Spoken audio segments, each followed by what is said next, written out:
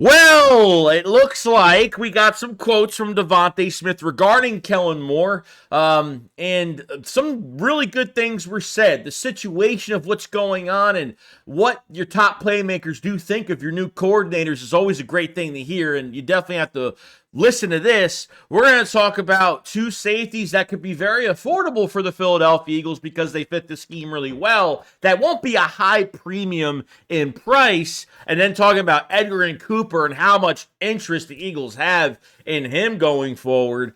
So a lot of news here. So let's get into all of it. Because I've seen enough horror movies to know any weirdo wearing a mask is never friendly.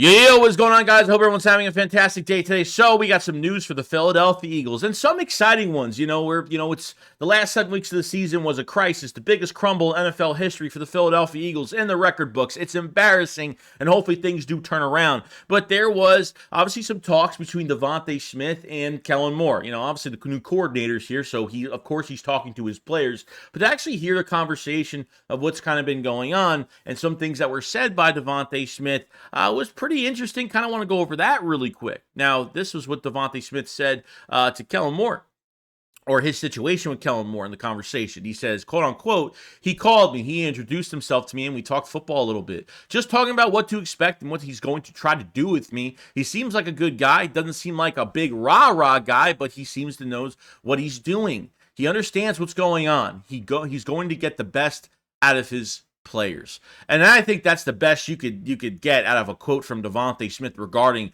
Kellen Moore. Kellen Moore is set up to be the head coach for the Philadelphia Eagles, in my opinion, because I feel like Kellen Moore has always tried to get himself in the door. If you guys remember, he did interview for the head coaching job in 21 in the offseason, before we hired Nick Sirianni. Okay.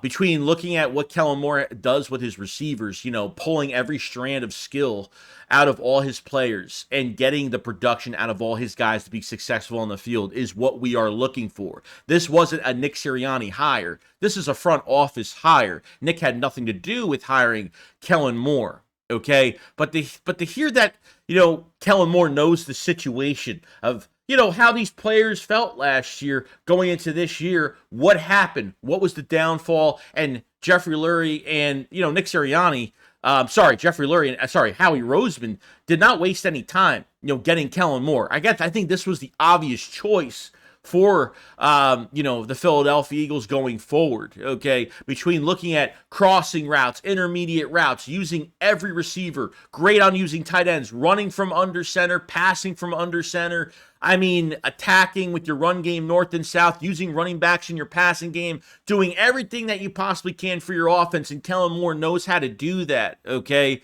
But him knowing the situation and us really upgrading this, to this coordinator. And let me tell you something. We know that Brian Johnson is the scapegoat. We know that this was Nick Sirianni's playbook. The news is out. It's been out for a long time. And we weren't really happy about it, so it was Nick being cocky. It was Nick being conceited. I'm really excited. When it comes to an X's and O's type guy, I know that Kellen Moore is going to put all these players in good position. He has had top 10 offenses. Obviously not a great playoff record, but hopefully that changes due in time. But I think this is going to be the best team that Kellen Moore has ever coached offensively, weapon-wise. I think this is going to be insane. I think Dallas Goedert might have his best year of his career. I think Devonta Smith and A.J. Brown are going to look more balanced than we've ever seen. It's not going to be a first half of A.J. Brown and a second half season of Devonta Smith. Okay, this is a guy that's going to push his quarterback to the limit, and that's a great thing. I think he needs to be pushed. I think, some normalcy needs to come into fruition here, because looking at the playoffs, us Eagle fans watching the playoffs, being jealous of how offenses are using their players, it sucks to know that this team only has 8 to 10 plays in their playbook every single game with no adjustments made. So it was a cry for help from the players that things needed to change. And Jeffrey Lurie looked at this roster and seen that his locker room was lost. His locker room, the players were giving up on what, the Eagles were building and what Nick Sirianni's vision was. And no changes were made. So if Nick buried himself, then he buried himself into another decision, which was firing your old two coordinators, bringing in two guys. And obviously, have a lot of experience, and this is what we need for this offense. We need experience, and I feel like last year was a wasted year. I don't know how the Eagles would get away with getting rid of 2 coordinators or playing with 2 brand new coordinators that had no idea what they were doing. And this was all on Nick's shoulders. This is all on Nick at the end of the day. He completely buried himself, wasted the whole year, and became one of the biggest choke artist teams last year. Looked like the worst team in the NFL last year. Not all of last year, but the last 7 games. So I'm really happy that the players are starting to be comfortable with this. I'm glad they like Kellen more and Devonte Smith. Totally. Kellen Moore's probably talked to every player, one of his, A.J. Brown and some of his big weapons, and says, look, this is how I'm going to use you. We're going to have a good year. We're going to get ready for this. And I'm really excited to see what Kellen Moore has up his sleeve with, because I swear, like I'm so excited to see creativity, pre-snap motion, top 10 in that. It's going to be amazing. I can't wait for it. But that's all I got to say about the Kellen Moore situation. Now, I want to go over 2 safeties for the Philadelphia Eagles, which could make a lot of sense. Not at a price premium, because you can't pay that many guys. I think they'll be somewhat of a big signing. Couple mid-tier to maybe a high-tier signing on defense. But I think it comes to safety, depending on what they do, besides some of the big-time names that you hear out there. I think there's 2 out there that are under the radar and, could follow Vic Fangio to this defense for the Philadelphia Eagles. DeShon Elliott being one. He'll be 27 years old by the time the season starts, but is a vet at this point. Tackles really well. And he's more of a fits the system type guy. And always been productive there, especially under Vic Fangio. And I think he's played for Detroit, he's played for the Ravens, and obviously his 3rd stint, unless he played somewhere else, his 3rd stint was with Miami. And he is an unrestricted free agent, and he's more of a fit-the-system type safety that plays really well. And I think this is another guy you have to look out for, since you're not can't pay everybody. Got to look for somebody at a top premium if you think that he's a starter, a guy that could go against Reed Blankenship and Camp. Would make a lot of sense. You have to sign 3 guys. You only have Reed Blankenship. That's it. You have Sidney Brown that's going to be out till October with the torn ACL. So you need like 3 bodies, whether they go get a DeShon Elliott, whether they go get Eddie Jackson on a cheap deal because he played really well under Fangio with the Bears. Lot of different different types of guys that they can get at safety, whether they're older, maybe more vet, maybe a guy going into his prime as a nice system type, safety like DeShon Elliott would be nice. Coverage not that bad either. So I think there's a nice balance here, and I think you can get him on a really good price. So we'll see what happens with that. Even Cameron Curl from Washington, very physical, packs a punch. Gets off blocks really well. He's all over. He's a ball hawk, gets his hands on the ball when he has to. He's a physical specimen. A 7th-round pick. 24 years old. It's crazy, dude. Another guy that, the Eagles could get on a good price, a fair price with him. Don't know if he's going to get paid that much, but, he really turned himself around, from a 7th-round pick to a player that's been pretty productive in a good system, even though Washington kind of fell apart, obviously, mid-year to the end of the year when they started really, switching coaches for firing Jack Del Rio the last 5-6 games, whatever it was, but has been a productive player and would see that, if he goes to another team, the Philadelphia Eagles could be one of those teams that could bring him in and see what he could do. You know what I mean? And I think this would work out really well. I really do. I think he's affordable, and I think, fits what Vic Fangio is looking for. Defends an area really well, but not that. But he goes in, and he's a great tackler. And like I said, physical specimen all over the place. He checks off in my book, to fit this defense, and could be another guy going down as one of the premier signings for the Eagles that won't be too crazy in cap space, won't be too much in money. So I think this would work out too. So you always have to think about not only the big time safeties that are out there, but if they don't want to put too much money into that position, say, hey, let's get guys that we know that could probably fit this scheme. Cameron Curl could be one. DeShon Elliott would 100% be one of the signings. So, we'll see what happens, but definitely an extra 2 to definitely talk about with the tampering period within a few weeks. Should be really, really exciting.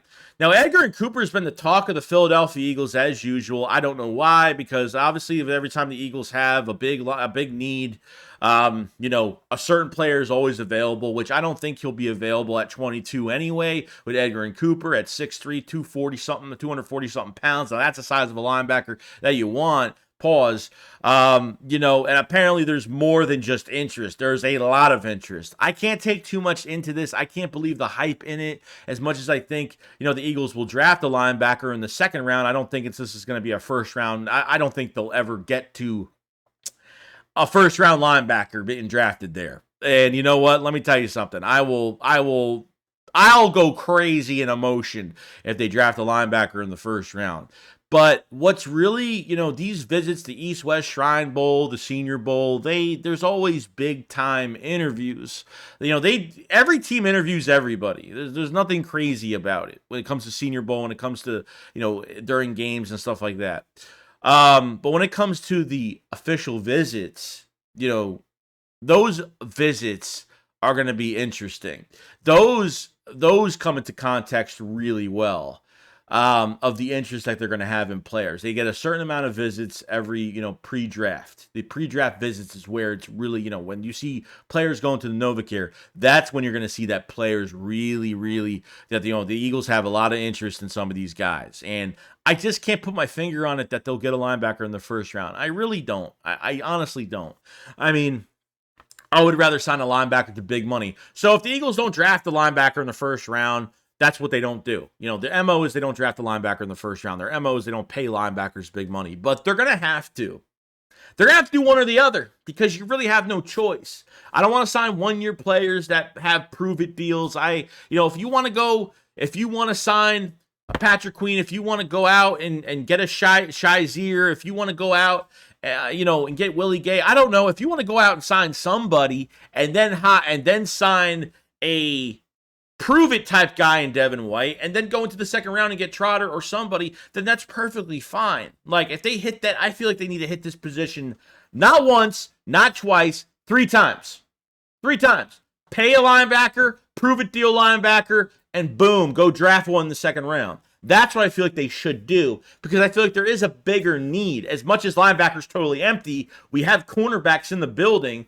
I feel like they have to, depending on how free agency is going to tell us what they do in the draft, okay? Corner might be a big need. It might be. You know what I mean? Oh, the Eagles don't draft cornerbacks in the first round. They haven't done it in years. Yeah, I get it.